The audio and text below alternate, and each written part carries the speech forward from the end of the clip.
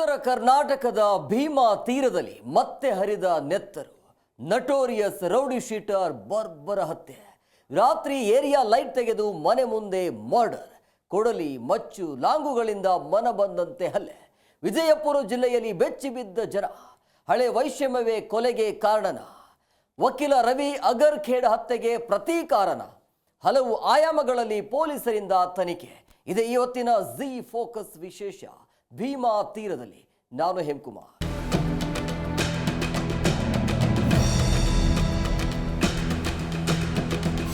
ಭೀಮಾ ತೀರದ ಕ್ರೈಮ್ ಲೋಕದಲ್ಲಿ ಅಟ್ಟಹಾಸ ಮೆರೆದಿದ್ದವ ಇಂದು ಬೀದಿ ಹೆಣವಾಗಿದ್ದಾನೆ. ಕಳೆದ ಕೆಲ ತಿಂಗಳ ಹಿಂದೆ ನಡೆದಿದ್ದ ವಕೀಲ ರವಿ ಅಗರ್ಖೇಡ್ ಹತ್ಯೆಗೆ ಹಂತಕರು ಸೇಡು ತೀರಿಸಿಕೊಂಡ್ರ ಅಥವಾ ಹಣದ ವ್ಯವಹಾರಕ್ಕೆ ಬಾಗಪ್ಪನ ಹತ್ಯೆ ಮಾಡಲು ಹೊಸ ಗ್ಯಾಂಗ್ ಸ್ಕೆಚ್ ಹಾಕಿತ್ತ? ಭೀಮಾ ತೀರದ ಹಂತಕ ರೌಡಿ ಶೀಟರ್ ನಟೋರಿಯಸ್ ಎನಿಸಿಕೊಂಡಿದ್ದ ವಾಗಪ್ಪ ಹರಿಜನ್ ವಿರೋಧಿ ಗ್ಯಾಂಗ್ ಚಂದಪ್ಪನ ಅಣ್ಣ ಯಲ್ಲಪ್ಪನ ಮಕ್ಕಳಿಂದ ಈ ಕೃತ್ಯ ನಡೆಯಿತಾ ಎಂಬೆಲ್ಲ ಚರ್ಚೆಗಳು ವಿಜಯಪುರ ಜಿಲ್ಲೆಯಲ್ಲಿ ನಡೆಯುತ್ತಿವೆ.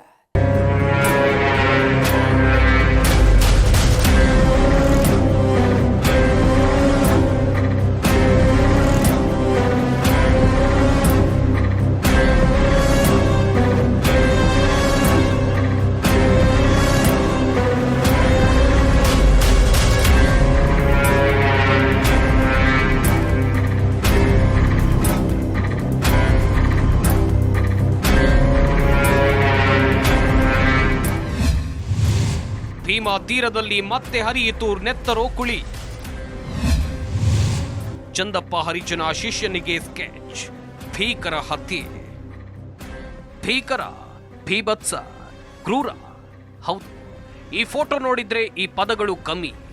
ಅಷ್ಟು ಬರ್ಬರವಾಗಿ ಹತ್ಯೆಯಾಗಿದ್ದಾನೆ ಭೀಮಾ ತೀರದ ಹಂತಕ ಚಂದಪ್ಪ ಹರಿಜನನ ಶಿಷ್ಯ ಬಾಗಪ್ಪ ಹರಿಜನ.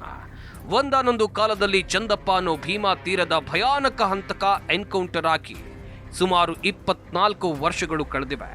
ಅಂದಿನಿಂದ ಇಂದಿನವರೆಗೆ ವಿಜಯಪುರ ಜಿಲ್ಲೆಯಲ್ಲಿ ಸೆಟೆದು ನಿಂತು ಚಂದಪ್ಪನ ಎದುರಾಳಿಗಳಲ್ಲಿ ನಡುಕ ಹುಟ್ಟಿಸಿದ್ದು ಇದೇ ಬಾಗಪ್ಪ. ಈಗ ಮನೆ ಮುಂದೆ ಬರ್ಬರವಾಗಿ ಕೊಲೆಯಾಗಿದ್ದಾನೆ. ಚಂದಪ್ಪನ ಶಿಷ್ಯನಾಗಿದ್ದ ರೌಡಿ ಬಾಗಪ್ಪ ಹರಿಜನ್ ಭೀಮಾ ತೀರದ 2ನೇ ಹಂತದಲ್ಲಿ ಕ್ರೈಮ್ ಮಾಡ್ತಾ ಲೀಡ್ನಲ್ಲಿದ್ದ. ಈಗ ಈತನ ಹತ್ಯೆಯಿಂದ ಹಲವು ದಿನಗಳಿಂದ ಶಾಂತವಾಗಿದ್ದ ಭೀಮಾ ತೀರಕ್ಕೆ ಮತ್ತೆ ರಕ್ತದ ಕಲೆ ಅಂಟಿದೆ. ಬಾಗಪ್ಪ ವಿಜಯಪುರದ ರೇಡಿಯೋ ಕೇಂದ್ರದ ಬಳಿ ಮದಿನಾ ನಗರದಲ್ಲಿ ವಾಸ ಮಾಡ್ತಿದ್ದ. ಊಟ ಮಾಡಿ ರಾತ್ರಿ ಮನೆ ಬಳಿ ವಾಕ್ ಮಾಡ್ತಿದ್ದಾಗ ಆಟೋದಲ್ಲಿ ಬಂದ ಕೆಲವರು ಆಯುಧಗಳಿಂದ ಕೊಚ್ಚಿ ಕೊಲೆ ಮಾಡಿದ್ದಾರೆ. ಹಲವಾರು ಕೊಲೆ ಹಾಗೂ ದರೋಡೆ ಪ್ರಕರಣದಲ್ಲಿ ಭಾಗಿಯಾಗಿದ್ದ ಬಾಗಪ್ಪನ ಮೇಲೆ ಮಂಗಳವಾರ ರಾತ್ರಿ ಅಟ್ಯಾಕ್ ನಡೆದಿತ್ತು. ಆತನ ಮುಖ, ಕೈ, ದೇಹವನ್ನ ಕೊಚ್ಚಿ ಕೊಲೆ ಮಾಡಲಾಗಿದೆ. ಕಳೆದ ಕೆಲವು ದಶಕಗಳಿಂದ ಭೀಮಾ ತೀರದ ಹಂತಕರ ಹೆಸರಲ್ಲಿ ಸಂಚಲನ ಸೃಷ್ಟಿ ಮಾಡಿದ್ದ ಬಾಗಪ್ಪ ಹರಿಜನ ಇದೀಗ ಬೀದಿ ಹೆಣವಾಗಿದ್ದಾನೆ. ಈ ಘಟನೆಯಿಂದ ಇಡೀ ವಿಜಯಪುರ ಜಿಲ್ಲೆ ಸ್ತಬ್ಧವಾಗಿದೆ. ಬಾಡಿಗೆ ಮನೆ ಮಾಡಿ ನಗರದ ಹೊರವಲಯದ ರೇಡಿಯೋ ಕೇಂದ್ರದ ಬಳಿ ಬಾಗಪ್ಪ ವಾಸ ಇದ್ದ. ಅಷ್ಟೇ ಅಲ್ಲದೆ ಮನೆಯಲ್ಲಿ ಅಡುಗೆ ಮಾಡೋದಕ್ಕೆ ಸಂಜನಾ ಎಂಬ ಸಂಬಂಧಿ ಮಹಿಳೆಯನ್ನ ಬಾಗಪ್ಪ ನೇಮಿಸಿಕೊಂಡಿದ್ದ ಅಂತ ತಿಳಿದು ಬಂದಿದೆ. ಮದಿನಾ ನಗರದಲ್ಲಿ ಈ ಬಾಗಪ್ಪ ಹರಿಜನನ ಮನೆ ಇದೆ. ಸುಮಾರು 9:20 9:30 ಸಮಯದಲ್ಲಿ ಯಾರೋ 4-5 ಜನ ಒಂದು ಆಟೋದಲ್ಲಿ ಬಂದು ಬಾಗಪ್ಪ ಹರಿಜನನ ಮೇಲೆ ಅಟ್ಯಾಕ್ ಮಾಡಿದ್ದಾರೆ. ಬಾಗಪ್ಪ ಹರಿಜನ ಊಟ ಮಾಡ್ಕೊಂಡು ಮನೆ ಹೊರಗಡೆ ನಡೆದಾಡ್ತಿರ್ಬೇಕಾದ್ರೆ 4-5 ಜನ ಬಂದು ಕೊಡ್ಲಿಯಿಂದ ಹೊಡೆದಿದ್ದಾರೆ, ಮತ್ತೆ ಪಿಸ್ತೂಲಿಂದ ಕೂಡ ಹೊಡೆದಿದ್ದಾರೆ ಅನ್ನೋದು ಮಾಹಿತಿ ಇದೆ. ಆ ಹಿನ್ನೆಲೆಯಲ್ಲಿ ಈಗಾಗಲೇ ತನಿಖಾ ತಂಡ ಬಂದು ಸಪೋರ್ಟ್ ಟೀಮ್ಸ್ಗಳು ಬಂದು ಅದನ್ನೆಲ್ಲ ಸೀನ್ ಆಫ್ ಕ್ರೈಮ್ ಎಲ್ಲ ಸ್ಟಡಿ ಮಾಡಿ ಈಗ ಬಾಡಿನ ಈಗಾಗಲೇ ಪೋಸ್ಟ್ ಮಾರ್ಟಮ್ಗೋಸ್ಕರ ಹಾಸ್ಪಿಟಲ್ಗೆ ಶಿಫ್ಟ್ ಮಾಡಿದೆ. ಸೊ ಆದಷ್ಟು ಬೇಗ ಆರೋಪಿಗಳನ್ನ ಪತ್ತೆ ಮಾಡಲಾಗಿದೆ. ಅದ್ ನೋಡ್ಬೇಕು, ನೇಚರ್ ಆಫ್ ಇಂಜುರೀಸ್, ಬಾಡಿ ಮೇಲೆ ಇಂಜುರೀಸ್ ಇದೆ. ಸೊ ಎಕ್ಸಾಕ್ಟ್ಲಿ ಎಲ್ಲೆಲ್ಲಿ ಇಂಜುರೀಸ್ ಆಗಿದೆ, ಏನಾಗಿದೆ ಅನ್ನೋದು ನಮಗೆ ಪೋಸ್ಟ್ ಮಾರ್ಟಮ್. ಮದಿನಾ ನಗರದಲ್ಲಿ ಕರೆಂಟ್ ಕಟ್ ಮಾಡಿ ಹತ್ಯೆ. ಬಾಗಪ್ಪನ ಹತ್ಯೆಗೆ ಮೊದಲೇ ಸ್ಕೆಚ್ ಹಾಕಿದ್ದ ಆರೋಪಿಗಳು ಸಾಕಷ್ಟು ತಯಾರಿಯನ್ನ ನಡೆಸಿದ್ದಾರೆ ಎನ್ನಲಾಗಿದೆ. ಬಾಗಪ್ಪ ಮನೆ ಮುಂದೆ ವಾಕ್ ಮಾಡ್ತಾ ಇರುವಾಗ ಅಟ್ಯಾಕ್ ಮಾಡಿದ್ದಾರೆ. ಆದ್ರೆ ಇದರಲ್ಲಿ ಬಾಗಪ್ಪ ಓಡಿ ಹೋಗ್ತಿದ್ನಾದ್ರೂ ಮುಂದೆಯೂ ಹುಡುಗರು ಆಯುಧ ಹಿಡಿದು ಕುಳಿತಿದ್ರು ಎನ್ನಲಾಗಿದೆ. ಕರೆಂಟ್ ಕಟ್ ಮಾಡಿ ಹತ್ಯೆ ಮಾಡಿದ್ದಾರೆ ಅಂತನೂ ಕೇಳಿ ಬರ್ತಿದೆ. ಆದ್ರೆ ಮನೆಯವರು ನೀಡಿದ ಮಾಹಿತಿ ಆಧರಿಸಿ ವಿಜಯಪುರ ಎಸ್ಪಿ ಲಕ್ಷ್ಮಣ್ ನಿಂಬರ್ಗಿ ಮಾತನಾಡಿದ್ದಾರೆ. ಕರೆಂಟ್ ಕಟ್ ಮಾಡಿ ಹತ್ಯೆ ಮಾಡಿರೋ ಬಗ್ಗೆ ಮಾಹಿತಿ ಇಲ್ಲ. ಬಾಗಪ್ಪನ ಸಂಬಂಧಿಕರ ಬಗ್ಗೆ ಸಂಪೂರ್ಣ ಮಾಹಿತಿ ಇಲ್ಲ ಅಂತ ಎಸ್ಪಿ ಲಕ್ಷ್ಮಣ್ ನಿಂಬರ್ಗಿ ಹೇಳಿದ್ದಾರೆ. ಎಷ್ಟು ಜನ ಬಂದಿದ್ರು ಅನ್ನೋದು ಇನ್ನೂ ನಿಖರವಾದಂತ ಮಾಹಿತಿ ಇಲ್ಲ. ಈಗ ಮನೆಯವರು ಹೇಳಿದ ಪ್ರಕಾರ 4-5 ಜನ ಅಂತ ಹೇಳಿದ್ದಾರೆ, ಅದನ್ನು ಹೇಳಿದ್ದಾರೆ. ಸೊ ಅದನ್ನು ವರ್ಕೌಟ್ ಮಾಡ್ತಾರೆ. ಇನ್ನು ತನಿಖೆ ನಡೀತಾ ಇದೆ, ತನಿಖೆಯಲ್ಲಿ ಎಲ್ಲ ಗೊತ್ತಾಗುತ್ತೆ. So we need time. ನಮಗಿರೋ ಮಾಹಿತಿ ಇದು ಬಾಡಿಗೆ ಮನೆ ಅಂತ ಹೇಳಿದ್ದಾರೆ, ಬಟ್ ಇನ್ನು ನಮಗೂ ಅದು ಸಂಪೂರ್ಣವಾದ ಮಾಹಿತಿ ಇಲ್ಲ. ಸೊ ಯಾರಿದ್ದಾರೆ ಯಾರಿಲ್ಲ ಅದನ್ನು ಕೂಡ ಚೆಕ್ ಮಾಡ್ತೀವಿ. ಸೊ ತನಿಖೆಯಲ್ಲಿ ಭಾಗಪ್ಪನ ಮೇಲೆ ಸುಮಾರು 10 ಕೇಸ್ ಇದೆ. ಇವನಲ್ಲಿ 6 ಮರ್ಡರ್ ಕೇಸಸ್ ಗಳಲ್ಲಿ ಇವನು ಅಕ್ಯೂಸ್ ಇದ್ದ, ಒಂದು ಅಟೆಂಪ್ಟ್ ಟು ಮರ್ಡರ್ ಕೇಸ್ ಅಲ್ಲಿ ಅಕ್ಯೂಸ್ ಇದ್ದ, ಒಂದು ಆರ್ಮ್ಸ್ ಆಕ್ಟ್ ಅಲ್ಲಿ ಅಕ್ಯೂಸ್ ಇದ್ದ. ಸುಮಾರು 1999 ದಿಂದ ಒಂದು ಕ್ರಿಮಿನಲ್ ಹಿಸ್ಟ್ರಿ ಸ್ಟಾರ್ಟ್ ಆಗಿದೆ. ಕೊನೆಯದಾಗಿ 2017ರಲ್ಲಿ ಒಂದು 16 ಮತ್ತೆ 17ರಲ್ಲಿ 2 ಸೆಕ್ಯೂರಿಟಿ ಕೇಸಸ್ ಮತ್ತೆ ಹೆದರ್ಸಿದ ಕೇಸುಗಳಿದೆ. ಸೊ ಆ ಹಿನ್ನೆಲೆಯಲ್ಲಿ ಇವನು ಕೂಡ ಕ್ರಿಮಿನಲ್ ಹಿನ್ನೆಲೆ ವ್ಯಕ್ತಿನೇ ಆಗಿದ್ದಾನೆ. ಸೊ ನೋಡ್ತಾ ಇದೀವಿ, ಎಲ್ಲ ಆಯಾಮಗಳಲ್ಲಿ ತನಿಖೆ ನಡೀತಾ ಇದೆ. ಸಾಕ್ಷಿ ಹೇಳಲು ಬಂದು ಹೆಣವಾದ ಭೀಮಾ ತೀರದ ಹಂತಕ. ಕೋರ್ಟ್ ಆವರಣದಲ್ಲಿ ಗುಂಡು ಬಿದ್ರು ಉಳಿದಿದ್ದ ಬಾಗಪ್ಪ. ಇದು ಬಾಗಪ್ಪನ ಮೇಲೆ ನಡೆದ ಮೊದಲ ಅಟ್ಯಾಕ್ ಏನೂ ಅಲ್ಲ. ಇದೇ ವಿಜಯಪುರದ ಕೋರ್ಟ್ ಆವರಣದಲ್ಲೇ ಹಾಡು ಹಗಲೇ ಗುಂಡಿನ ದಾಳಿ ನಡೆದಿತ್ತು. ಅಂದು ನಡೆದಿದ್ದ ಗುಂಡಿನ ದಾಳಿಗೆ ಇಡೀ ವಿಜಯಪುರ ಅಚ್ಚರಿಗೆ ಒಳಗಾಗಿತ್ತು. ಅದಾಗ್ಲೇ ಹವಾ ಕ್ರಿಯೇಟ್ ಮಾಡಿದ್ದವನನ್ನ ಹುಟ್ಟಡಗಿಸೋಕೆ ಗುಂಡು ಹಾರಿಸ್ಬಿಟ್ಟಿದ್ರು. ಆಗ ಬಾಗಪ್ಪನ ಎಡಭುಜ, ಹೊಟ್ಟೆ ಸೇರಿದಂತೆ 4 ಗುಂಡುಗಳನ್ನ ಹಾರಿಸಿದ್ರು. ಕೋರ್ಟ್ ಆವರಣದಲ್ಲಿ ನಡೆದಿದ್ದ ದಾಳಿಯಲ್ಲಿ ಬಾಗಪ್ಪನಿಗೆ 4 ಗುಂಡು ತಗುಲಿದ್ರು ಗಟ್ಟಿ ಜೀವ ಬದುಕುಳಿದಿತ್ತು. ಅಂದು BLDE ಆಸ್ಪತ್ರೆಯ ಡಾಕ್ಟ್ರು ಹೊಟ್ಟೆಯಿಂದ ಎದೆವರೆಗೆ ಸೀಳಿ ಆಪರೇಷನ್ ಮಾಡಿಬಿಟ್ಟಿದ್ರು. ಆಗ ಆಪರೇಷನ್ ಬಳಿಕ ಬಾಗಪ್ಪ ಚೇತರಿಸಿಕೊಂಡಿದ್ದಾನೆ ಅನ್ನೋ ಸುದ್ದಿ ಎದುರಾಳಿ ತಂಡಕ್ಕೆ ಮುಟ್ಟಿತ್ತಾದ್ರೂ ತನ್ನ ಸೈನ್ಯವನ್ನ ಬಲಪಡಿಸಿಕೊಂಡು ಆಸ್ಪತ್ರೆಯಿಂದ ಹೊರಗೆ ಬಂದ ಬಾಗಪ್ಪ ಮುಂದೊಂದು ದಿನ ಅದೇ ಕೋರ್ಟ್ನಲ್ಲಿ ತನ್ನ ತಂಟೆಗೆ ಬಂದವರ ಹಣೆಗೆ ಗುಂಡಿಟ್ಟು ಹೊಡಿತೀನಿ ಅಂತ ಆವಾಜ್ ಹಾಕಿದ್ದ. ಆದ್ರೆ ವಿಧಿಯಾಟ, ಈಗ ಅವನೇ ದುಷ್ಕರ್ಮಿಗಳ ಏಟಿಗೆ ಬಲಿಯಾಗಿದ್ದಾನೆ. ಆತ ಜೀವಂತ ಇದ್ದಿದ್ರೆ ಇದೇ ಫೆಬ್ರವರಿ 19ರಂದು ಕೋರ್ಟ್ಗೆ ಹಾಜರಾಗಬೇಕಿತ್ತು. ಆದ್ರೆ ಅದಕ್ಕೂ ಮೊದಲೇ ಹತ್ಯೆಯಾಗಿದ್ದಾನೆ. ಫೆಬ್ರವರಿ 19ರಂದು ವಿಜಯಪುರ ಕೋರ್ಟ್ಗೆ ಹಾಜರಾಗಿ ಪ್ರಮುಖ ಸಾಕ್ಷಿ ಹೇಳಿದ್ದ. 2017 ಆಗಸ್ಟ್ 8ರಂದು ಕೋರ್ಟ್ ಆವರಣದಲ್ಲೇ ತನ್ನ ಮೇಲೆ ನಡೆದಿದ್ದ ಫೈರಿಂಗ್ ಕೇಸ್ನಲ್ಲಿ ಸಾಕ್ಷಿಯನ್ನ ನುಡಿಯೋಕೆ ಬಂದಿದ್ದ ಬಾಗಪ್ಪನನ್ನೇ ಹತ್ಯೆಗೈಯಲಾಗಿದೆ. ಇನ್ನು ತಾನು ಸಾಕ್ಷಿ ನುಡಿಯೋಕೆ ಬರ್ತಿದ್ದೇನೆ ಎಂಬುದನ್ನ ವಿರೋಧಿ ಗ್ಯಾಂಗ್ಗಳಿಗೆ ಗೊತ್ತಾಗದಿರಲಿ ಅಂತ ವಿಜಯಪುರ ನಗರದ ಹೊರವಲಯದಲ್ಲೇ ಬಾಡಿಗೆ ಮನೆ ಮಾಡಿಕೊಂಡು ವಾಸ ಇದ್ದ ಬಾಗಪ್ಪ.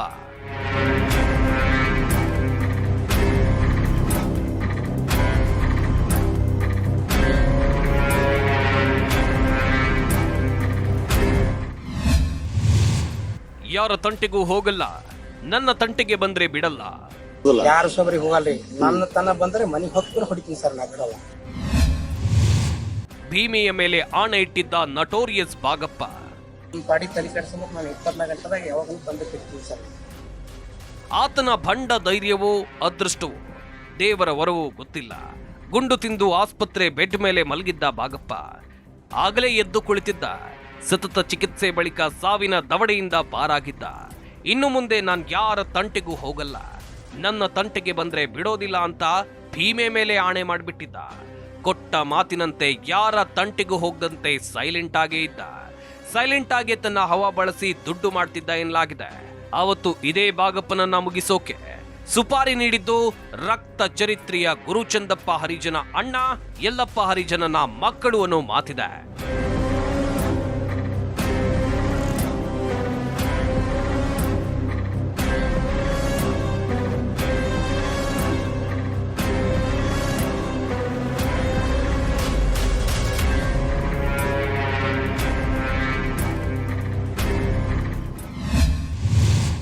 ಬಾಗಪ್ಪನ ದ್ವೇಷಕ್ಕೆ ಕಾರಣವಾಯ್ತಾ real estate. ವಕೀಲ ರವಿ ಹತ್ಯೆಗೂ ಬಾಗಪ್ಪನ ಹತ್ಯೆಗೂ ಲಿಂಕ್ ಇದೆಯಾ? ವೀಕ್ಷಕರೇ, ಆಗಸ್ಟ್ 8ರಂದು ವಿಜಯಪುರ ನಗರದಲ್ಲಿ ನಡೆದಿದ್ದ ವಕೀಲ ರವಿ ಮೇಲಿನ ಕೆರೆ ಎಂಬುವರ ಮೇಲಿನ ಹಿಟ್ ಅಂಡ್ ರನ್ ಅಪಘಾತ ಪ್ರಕರಣಕ್ಕೆ ಟ್ವಿಸ್ಟ್ ಸಿಕ್ಕಿತ್ತು. ಹಳೆ ವೈಷಮ್ಯದ ಕಾರಣಕ್ಕಾಗಿ ವ್ಯವಸ್ಥಿತವಾಗಿ ಸಂಚು ರೂಪಿಸಿ ನಡೆಸಲಾದ ಕೊಲೆ ಅಂತ ಅಂದಿನ SP ಬಹಿರಂಗಪಡಿಸಿದ್ರು. ಆಗಸ್ಟ್ 8ರಂದು ಸಂಜೆ 5:30ರಿಂದ 6ರ ನಡುವೆ ರವಿ ಮೇಲಿನ ಕೆರೆ ವಿಜಯಪುರ ನಗರದ ನ್ಯಾಯಾಲಯದಿಂದ ತಮ್ಮ ಸ್ಕೂಟಿಯಲ್ಲಿ ಬಾಗಲಕೋಟೆ ಕ್ರಾಸ್ ಕಡೆಗೆ ಹೋಗ್ತಾ ಇದ್ರು. ಪಾಲಿಟೆಕ್ನಿಕಲ್ ಹಾಸ್ಟೆಲ್ ಹತ್ತಿರ ಬರ್ತಾ ಇದ್ದಂತೆ ಅಪರಿಚಿತರು ನಂಬರ್ ಪ್ಲೇಟ್ ಇಲ್ಲದ ಇನೋವಾ ಕಾರ್ನಲ್ಲಿ ಬಂದು ರವಿಗೆ ಹಿಂದಿನಿಂದ ಡಿಕ್ಕಿ ಹೊಡೆದಿದ್ರು. ಡಿಕ್ಕಿ ರಭಸಕ್ಕೆ ರವಿ ಸಂಚರಿಸ್ತಾ ಇದ್ದ ಸ್ಕೂಟಿ ವಾಹನದ ಕೆಳಗೆ ಸಿಕ್ಕಾಕೊಂಡಿದೆ. ಹೀಗಿದ್ರೂ ನಿಲ್ಲಿಸದೆ ಕಾರಿನಲ್ಲಿ ಸುಮಾರು ದೂರ ಎಳ್ಕೊಂಡು ಹೋಗಿದ್ರು. ಶವ ಮನಗುಳಿ ರಸ್ತೆಯ ಮೇಲಿರುವ ಸ್ಮಶಾನದ ಹತ್ತಿರ ರಸ್ತೆಯ ಮೇಲೆ ಬಿದ್ದಿತ್ತು. ರಸ್ತೆಯಲ್ಲಿ ಅಳವಡಿಸಿರುವ ಸಿಸಿಟಿವಿ ಆಧಾರದ ಮೇಲೆ ಪೊಲೀಸರು ತನಿಖೆಯನ್ನ ಕೈಗೊಂಡಿದ್ರು. ಪ್ರಕರಣಕ್ಕೆ ಸಂಬಂಧಿಸಿದಂತೆ 5 ಆರೋಪಿಗಳನ್ನ ಬಂಧಿಸಿದ್ರು. ಬಳಿಕ ತನಿಖೆ ಮುಂದುವರಿಸಿದ್ದ ಪೊಲೀಸರಿಗೆ ಹಲವಾರು ಸಂಶಯಗಳಿದ್ವು. ಆದರೆ ವಿಜಯಪುರದಲ್ಲಿ ರವಿ ಹತ್ಯೆ ಹಿಂದೆ ಬಾಗಪ್ಪನ ಕೈವಾಡ ಇತ್ತು ಅನ್ನೋ ಮಾತುಗಳು ಕೇಳಿ ಬಂದಿದ್ವು. ಈ ಹತ್ಯೆಯ ಮಾಸ್ಟರ್ ಪ್ಲಾನ್ ಈಗ ಶವವಾಗಿರೋ ಬಾಗಪ್ಪನದ್ದಾಗಿತ್ತು ಅಂತ ಹೇಳಲಾಗಿತ್ತು. ಅಲ್ಲದೆ ಅದೇ ಹತ್ಯೆಯ ಪ್ರತೀಕಾರವಾಗಿ ಈಗ ಬಾಗಪ್ಪನ ಹತ್ಯೆ ನಡೆದಿದೆ ಅಂತಾನೂ ಜನ ಮಾತನಾಡಿಕೊಳ್ತಿದ್ದಾರೆ. ಯಾರಿದು ಹತ್ಯೆಯಾದ ರವಿ ಅಗರಖೇಡ? ಬಾಗಪ್ಪನಿಗೂ ಆತನಿಗೂ ಏನ್ ಸಂಬಂಧ? ರವಿ ಅಗರಖೇಡ ವಕೀಲ ವೃತ್ತಿಯಲ್ಲಿ ತೊಡಗಿದ್ದ. ಈತ ಬಾಗಪ್ಪನ ದೂರದ ಸಂಬಂಧಿ. ಕಳೆದ ವರ್ಷ ವಿಜಯಪುರ ಕೋರ್ಟ್ನಿಂದ ಸ್ಕೂಟಿಯಲ್ಲಿ ಬರ್ತಾ ಇರುವಾಗ ಇನೋವಾ ಕಾರ್ ಡಿಕ್ಕಿಯಾಗಿತ್ತು. ಡಿಕ್ಕಿಯಾದ ಪರಿಣಾಮ ರವಿ ಸ್ಕೂಟಿ ದೂರ ಹೋಗಿ ಬಿದ್ದಿದ್ರೆ ಆತನ ದೇಹ ಕಾರಿನ ಮುಂಭಾಗದಲ್ಲಿ ಸಿಕ್ಕಾಕೊಂಡಿತ್ತು. ಸುಮಾರು 2 ಕಿಲೋಮೀಟರ್ ದೂರದವರೆಗೆ ರವಿಯನ್ನ ಕಾರು ಎಳ್ಕೊಂಡು ಹೋಗಿತ್ತು. ಭೀಕರ ಅಪಘಾತದಿಂದ ರವಿ ಮೃತಪಟ್ಟಿದ್ರು. ಬಾಗಪ್ಪ ಹತ್ಯೆ ಬಳಿಕ ರವಿ ಜೊತೆಗಿನ ಫೋಟೋ ಸ್ಟೇಟಸ್ ಹಾಕಿರುವ ಪಿಂಟ್ಯ ಎಂಬಾತನ ಅಣ್ಣ ನಿನ್ನ ಆತ್ಮಕ್ಕೆ ಶಾಂತಿ ಸಿಗಲಿ ಅಂತ ಬರೆದುಕೊಂಡಿದ್ದಾನೆ ಎನ್ನಲಾಗಿದೆ. ಈ ಪಿಂಟ್ಯ ಬೇರೆ ಯಾರೂ ಅಲ್ಲ, ಹತ್ಯೆಯಾಗಿದ್ದ ವಕೀಲ ರವಿ ಅಗರಖೇಡನ ಸಹೋದರ. ಆದ್ರೆ ಈತ ಸ್ಟೇಟಸ್ ಹಾಕಿ ಪರಾರಿಯಾಗಿದ್ದಾನೆ. ಸದ್ಯ ಕುಖ್ಯಾತ ಹಂತಕ ಚಂದಪ್ಪ ಹರಿಜನ್ ಶಿಷ್ಯನಾಗಿದ್ದ ಬಾಗಪ್ಪ ಹರಿಜನ್ ಹತ್ಯೆ ಭೀಮಾ ತೀರದಲ್ಲಿ ಸಂಚಲನ ಮೂಡಿಸಿದೆ. ಈ ಹಿಂದೆ ಗುಂಡಿನ ದಾಳಿಗೂ ಜಗ್ಗದ ಬಾಗಪ್ಪ ಮಂಗಳವಾರ ರಾತ್ರಿ ನಡೆದ ದಾಳಿಯಲ್ಲಿ ಬಲಿಯಾಗಿದ್ದಾನೆ. ಇನ್ನು ಬಾಗಪ್ಪನ ಹತ್ಯೆಯ ಹಿಂದೆ ಪಿಂಟ್ಯ ಎಂಬ ವ್ಯಕ್ತಿಯ ಹೆಸರು ಕೇಳಿಬಂದಿದೆ. ಬಾಗಪ್ಪ ಹರಿಜನ್ ಹತ್ಯೆ ಪ್ರಕರಣಕ್ಕೆ ಸಂಬಂಧಿಸಿದಂತೆ ಆತನ ಮಗಳು ಗಂಗೂಬಾಯಿ ದೂರು ಕೊಟ್ಟಿದ್ದಾಳೆ. ಗಾಂಧಿ ಚೌಕ್ ಪೊಲೀಸ್ ಠಾಣೆಯಲ್ಲಿ ದೂರು ನೀಡಿರುವ ಆಕೆ ಈ ಹಿಂದೆ ಕೊಲೆಯಾದ ರವಿ ಅಗರಖೇಡ ಸಹೋದರ ಪಿಂಟ್ಯ ವಿರುದ್ಧ ಅನುಮಾನವನ್ನ ವ್ಯಕ್ತಪಡಿಸಿದ್ದಾರೆ. ರವಿ ಸಹೋದರ ಪಿಂಟ್ಯ ಹಾಗೂ ಆತನ ಸಹಚರರಿಂದ ಕೃತ್ಯ ನಡೆದಿದೆ ಅಂತ ದೂರು ದಾಖಲಿಸಿದ್ದಾರೆ. ಪ್ರಕರಣಕ್ಕೆ ಸಂಬಂಧಿಸಿದಂತೆ ಪಿಂಟ್ಯ ಬಂಧನಕ್ಕೆ ಪೊಲೀಸರು ಬಲೆ ಬೀಸಿದ್ದಾರೆ.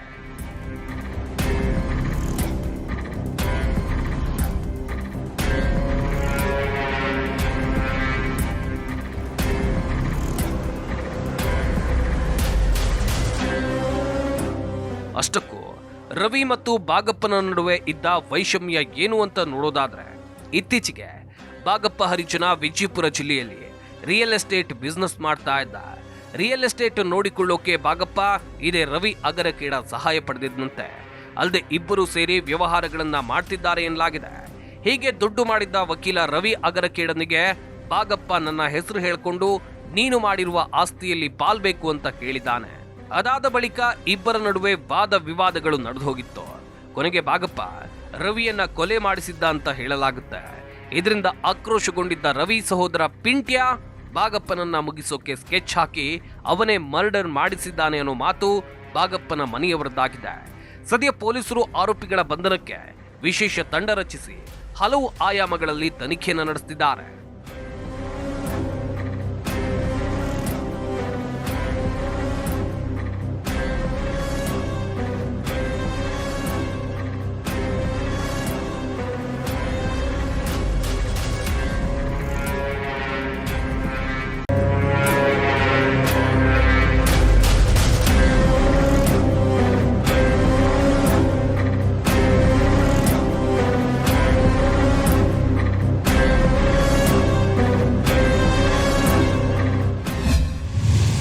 ಭೀಮಾ ತೀರದಲ್ಲಿ ಬಾಗಪ್ಪನ ರಕ್ತದ ಹೆಜ್ಜೆ.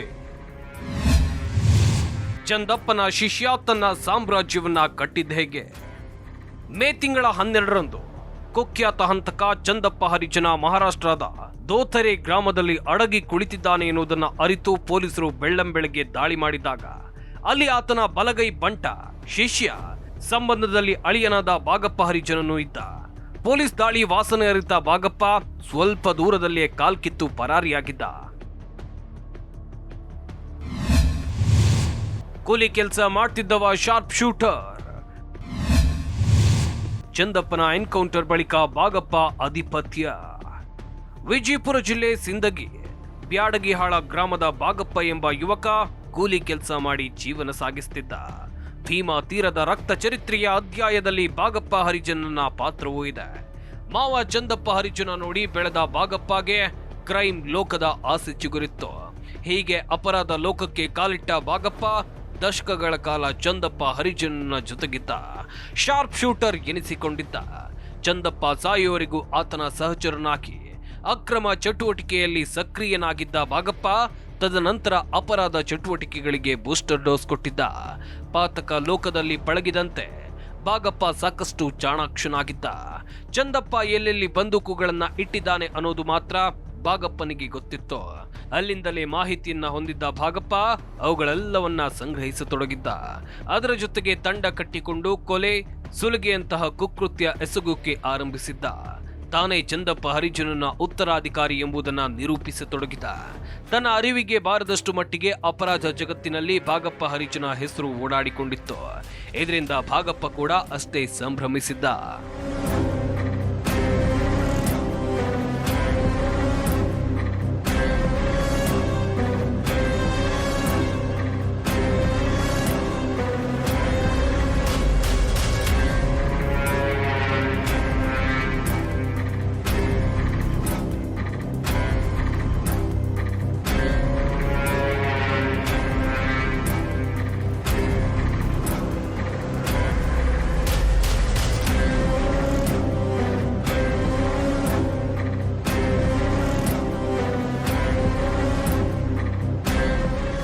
ಉತ್ತರ ಕರ್ನಾಟಕ ಭಾಗದಲ್ಲಿ ಭೀಮಾ ತೀರದಲ್ಲಿ ರಕ್ತ ಚರಿತ್ರೆ ಶುರುವಾಗಿತ್ತು. ತನ್ನ ಪಟಾಲಯನ್ನ ಮೆಂಬರ್ ರಜಾಕ ಎಂಬಾತನ ತಮ್ಮ ಸೈಯದ್ನ ಕೊಲೆಗೆ ಸೇಡು ತೀರಿಸಿಕೊಳ್ಳೋಕೆ ಭಾಗಪ್ಪ ಪ್ಲಾನ್ ಮಾಡಿದ್ದ. ಅಫ್ಜಲ್ಪುರ ತಾಲೂಕಿನ ಶಿರವಾಳದ ತಿಮ್ಮಪ್ಪ ಬಂಡಿವಡ್ಡರ್ ಹಾಗೂ ಇತರ ಇಬ್ಬರನ್ನ ಹತ್ಯೆ ಮಾಡುವ ಉದ್ದೇಶದಿಂದ ಶಿರವಾಳಕ್ಕೆ ಬಂದು ಕೂತಿದ್ದ. ಭಾಗಪ್ಪ 13 ಜನರ ತಂಡದೊಂದಿಗೆ 2003 ಡಿಸೆಂಬರ್ 21ರಂದು ಪಟಾಲಂನೊಂದಿಗೆ ಶಿರವಾಳಕ್ಕೆ ಬಂದಿದ್ದ. ಆದ್ರೆ ಯಾರನ್ನ ಹುಡುಕಿ ಬಂದಿದ್ನೋ ಅವನು ಅಲ್ಲಿ ಇಲ್ಲದಿದ್ದ ಸಂದರ್ಭದಲ್ಲಿ ಪರಾರಿಯಾಗಿದ್ದ. ಅವರು ಅಲ್ಲಿಂದ ಪರಾರಿಯಾಗಿದ್ದ ವಿಷಯ ತಿಳಿದುಕೊಂಡಿದ್ದ ಕೂಡಲೇ ಅವರನ್ನ ಬೆಂಬಲಿಸಿದರೆಂಬ ಸಿಟ್ಟಿಗೆ 4 ಹತ್ಯೆ ಮಾಡಿದ್ದ ಎಂಬ ಆರೋಪವೂ ಭಾಗಪ್ಪ ಮೇಲೆ ಇದೆ. ಎಲ್ಲೆಡೆ 4 ಕೊಲೆ ವಿಚಾರ ದೊಡ್ಡ ಸುದ್ದಿಯಾಗಿತ್ತು. ಇಲ್ಲಿಂದಲೇ ನೋಡಿ ಭಾಗಪ್ಪ ಹರಿಜನ ಅಂದ್ರೆ ಜನ ಭಯ ಬೀಳುವಂತಾಗಿತ್ತು. ಹಾಗೆ ಭಾಗಪ್ಪನ ಬೆನ್ನಿಗೆ ಪೊಲೀಸರು ಬಿದ್ದಿದ್ರು. ಇದರಿಂದ ಶಿರವಾಳದ ಹತ್ಯೆ ಬಳಿಕ ಪಕ್ಕದ ಮಹಾರಾಷ್ಟ್ರದ ಪುಣೆಯಲ್ಲಿ ಬೀಡು ಬಿಟ್ಟಿದ್ದ. ಅಲ್ಲಿಂದಲೇ ತನ್ನೆಲ್ಲ ಕೆಲಸಗಳನ್ನ ನಿರ್ವಹಣೆ ಮಾಡ್ತಿದ್ದ. ಆದ್ರೆ ರಾಜ್ಯದಲ್ಲಿ ಸದ್ದು ಮಾಡಿದ್ದ 4 ಕೊಲೆ ಆರೋಪಿಗಳ ಬಂಧನಕ್ಕೆ ಕಾಕಿ ಕಾದು ಕುಳಿತಿತ್ತು. ಶಿರವಾಳದಲ್ಲಿ 4 ಹತ್ಯೆಯಾದ ನಂತರ ಭಾಗಪ್ಪ ಪರಾರಿಯಾಗಿ ಮಹಾರಾಷ್ಟ್ರದ ಪುಣೆಯಲ್ಲಿ ವಾಸವಿದ್ದ. ಆದ್ರೆ 2007 ಜೂನ್ 5ರಂದು ಈಶಾನ್ಯ ವಲಯ ಐಜಿಪಿ ಆಗಿದ್ದ RK ದತ್ತಾ ಹಾಗೂ SP ಮನೀಶ್ ಕರ್ಬೀಕರ್ ಇವರಿಬ್ಬರ ಮಾರ್ಗದರ್ಶನದಲ್ಲಿ MN ನಾಗರಾಜ, ಸುಧೀರ್ ಹೆಗ್ಡೆ ಮತ್ತಿತರ ಅಧಿಕಾರಿಗಳ ತಂಡ ಪುಣೆಗೆ ತೆರಳಿ ಕಾರ್ಯಾಚರಣೆಯನ್ನು ನಡೆಸಿತ್ತು. ಭಾಗಪ್ಪ ಹರಿಜನನನ್ನ ಮಾರಕಾಸ್ತ್ರಗಳ ಸಮೇತ ಬಂಧಿಸಿತ್ತು. ಅಫ್ಜಲ್ಪುರ ಠಾಣೆಯಿಂದ ಪೊಲೀಸ್ ಗನ್ ಕಳ್ಳತನ ಮತ್ತಿತರ ಪ್ರಕರಣಗಳು ಕಲಬುರಗಿ ಜಿಲ್ಲೆಯಲ್ಲಿ ಆತನ ಮೇಲಿವೆ. ಭೀಮಾ ತೀರದ ಚಂದಪ್ಪ ಹರಿಜನನ್ನ ಕಾಸಾ ಶಿಷ್ಯನಾಗಿದ್ದ ಭಾಗಪ್ಪ ಶಿಷ್ಯನಲ್ಲ, ಸಹೋದರ ಸಂಬಂಧಿಯೂ ಆಗಿದ್ದ. ಭೀಮಾ ತೀರದ ನಟೋರಿಯಸ್ ಶಾರ್ಪ್ ಶೂಟರ್ ಭಾಗಪ್ಪ ಚಂದಪ್ಪನೊಂದಿಗೆ ಹಲವು ಕ್ರೈಮ್ಗಳಲ್ಲಿ ಭಾಗಿಯಾಗಿದ್ದ. ಜೊತೆಗೆ ಇದ್ದಾಗ ಸೈಲೆಂಟ್ ಆಗಿದ್ದ ಭಾಗಪ್ಪ ಹವಾ ಸ್ಟಾರ್ಟ್ ಆಗಿದ್ದು 2000ನೇ ಇಸ್ವಿಯಲ್ಲಿ. 2000ನೇ ಇಸ್ವಿಯ ಮೇ ತಿಂಗಳಲ್ಲಿ ಚಂದಪ್ಪನ ಹತ್ಯೆ ನಂತರ ಭಾಗಪ್ಪ ಹವಾ ಜೋರಾಗಿತ್ತು. ಇತ್ತ ಚಂದಪ್ಪ ಹರಿಜನ್ ನಿಧನದ ಬಳಿಕ ಕುಟುಂಬದಲ್ಲಿ ಆಸ್ತಿಯ ಗಲಾಟೆ ನಡೆದಿತ್ತು. ಇದರಲ್ಲಿ ಚಂದಪ್ಪನ ಸಹೋದರ ಬಸಪ್ಪನ ಜೀವ ತೆಗೆದ ಆರೋಪ ಭಾಗಪ್ಪನ ಮೇಲಿತ್ತು. ಅಲಮೇಲ ಪೊಲೀಸ್ ಠಾಣೆಯಲ್ಲಿ ಈ ಬಗ್ಗೆ ಪ್ರಕರಣ ಕೂಡ ದಾಖಲಾಯಿತು. ಬಳಿಕ ಬ್ಯಾಡಗಿಹಾಳ ಬಸ್ ಕಂಡಕ್ಟರ್ ಲಾಳಸಂಗಿ ಜೀವ ತೆಗೆದ ಕೇಸ್ನಲ್ಲಿ ಪಾತ್ರವಹಿಸಿದ್ದ. ಇನ್ನು 2013ರಲ್ಲಿ ಗಾಂಧಿ ಚೌಕ್ ಪೊಲೀಸ್ ಠಾಣೆ ವ್ಯಾಪ್ತಿಯಲ್ಲಿ ನಡೆದ ಪ್ರಕರಣವೊಂದರಲ್ಲಿ ಭಾಗಿಯಾಗಿದ್ದ. ಹೀಗೆ 10ಕ್ಕೂ ಹೆಚ್ಚು ಪ್ರಕರಣಗಳು ಭಾಗಪ್ಪ ಮೇಲಿತ್ತು. 2017ರಲ್ಲಿ ಕೋರ್ಟ್ಗೆ ಬಂದಿದ್ದ. ಗುಂಡೇಟು ತಿಂದು ಆಸ್ಪತ್ರೆಗೆ ಸೇರಿದ್ದ. ಅದಾದ ಬಳಿಕ ಸ್ವಲ್ಪ ಕ್ರೈಮ್ ಲೋಕದಿಂದ ದೂರವೇ ಉಳಿದುಕೊಂಡಿದ್ದ. ಇನ್ನು ಈ ಭಾಗಪ್ಪ ಹರಿಜನ ಅನೇಕ ಪ್ರಕರಣದಲ್ಲಿ ಕೊಲೆ ಆರೋಪಿಯಾಗಿದ್ದಾನೆ. ಬಳಿಕ ಜಾಮೀನಿನ ಮೇಲೆ ಆಚೆ ಬರ್ತಿದ್ದ. ಕೊನೆಗೆ ಈ ಕ್ರೈಮ್ ಚಟುವಟಿಕೆಗಳಿಂದ ಆಚೆಗೆ ಬಂದು ಜೀವನ ಮಾಡಬೇಕು ಅಂತ ಭಾಗಪ್ಪ ಹೇಳ್ಕೊಂಡಿದ್ದ. ನಾನು ಕೂಡ ಸಾಮಾನ್ಯರಂತೆ ಬದುಕಬೇಕು ಎಂದುಕೊಂಡಿದ್ದಂತೆ. ಆದ್ರೆ ತನಗೆ ಚಂದಪ್ಪನ ಸಂಬಂಧಿಗಳು ಬಿಡ್ತಿಲ್ಲ ಅಂತ ಭೀಮಾ ತೀರದ ಹಂತಕರಿಂದಲೇ ಗುರುತಿಸಿಕೊಂಡಿರುವ ಭಾಗಪ್ಪ ಹರಿಜನ ಇತ್ತೀಚೆಗೆ ಹೇಳ್ಕೊಂಡಿದ್ದ. ಅಲ್ಲದೆ ಸಾಮಾನ್ಯರಂತೆ ಬದುಕುವ ಆಸೆ ವ್ಯಕ್ತಪಡಿಸಿದ್ದ. ಆದ್ರೆ ಇದಕ್ಕೆ ದುಷ್ಕರ್ಮಿಗಳು ಅವಕಾಶವನ್ನ ಮಾಡಿಕೊಡ್ಲಿಲ್ಲ.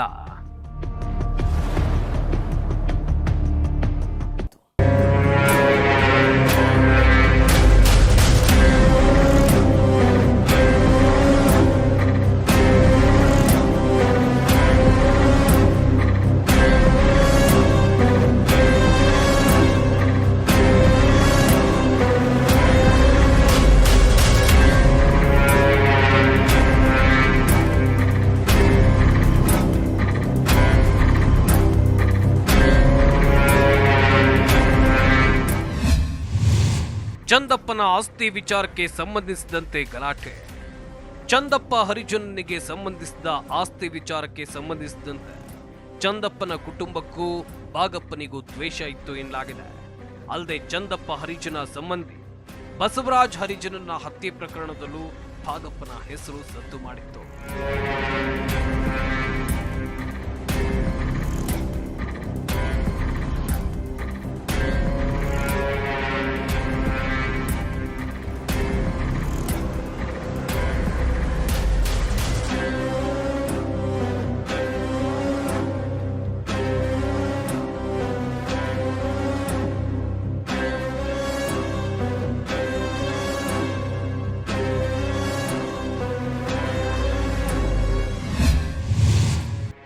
ಭಾಗಪ್ಪನನ್ನ ಕೊಲೆ ಮಾಡಿದವರು ಯಾರು?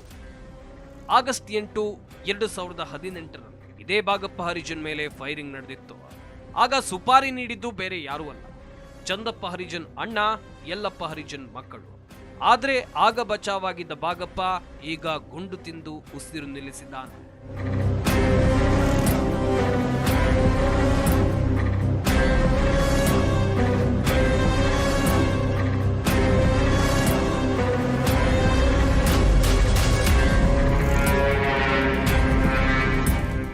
ಕೆಲ ದಿನಗಳಿಂದ ತಣ್ಣಗಾಗಿದ್ದ ಭೀಮೆಯ ಒಡಲಿಗೆ ಮತ್ತೆ ರಕ್ತದ ತರ್ಪಣ ಆಗಿದೆ.